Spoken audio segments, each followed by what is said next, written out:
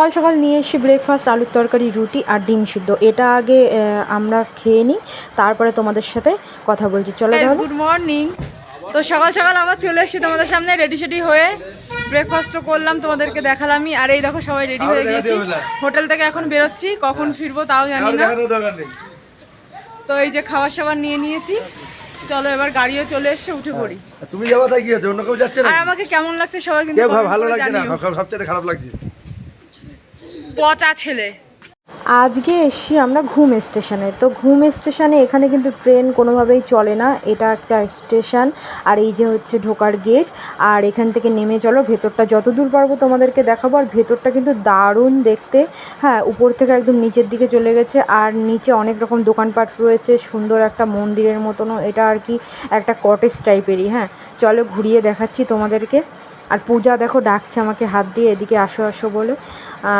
আর এই দিকটা হচ্ছে এই যে নিচে সবাই খাওয়া দাওয়া করছে, এখানে হোটেল মতন রয়েছে। আর এই যে হচ্ছে চারিদিকটা ফুল বাগান টাগানো রয়েছে, দারুণ। কিন্তু তোমরা পারলে একবার এসে দার্জিলিংয়ে আসলে এখানে এসে কিন্তু একবার ঘুরে যাও। আর ট্রেন কিন্তু ওখানে দেখাতে পারলাম না, তাই এখানে দেখালাম।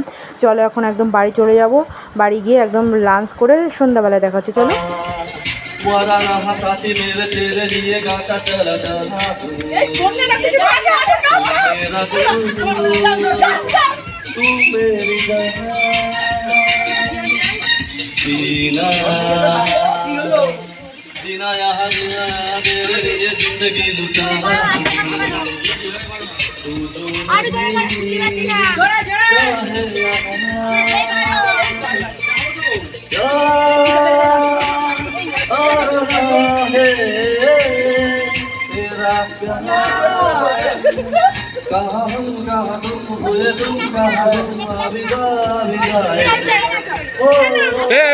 নন্দিনী পিছিয়ে থেমে গেল কেন?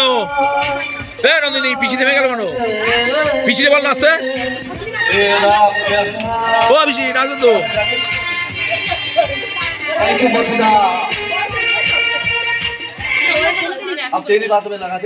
আজকে রাতের ডিনারটা তোমাদেরকে দেখাতে পারলাম না, নাচতে নাচতে পুরো হাঁপিয়ে গিয়েছি, তাই ভিডিওটা এখানেই এন্ড করে দিচ্ছি। আর আমাদের নাচটা তোমাদের কেমন লাগলো অবশ্যই কিন্তু জানিও। তো আজকের মতন বাই বাই।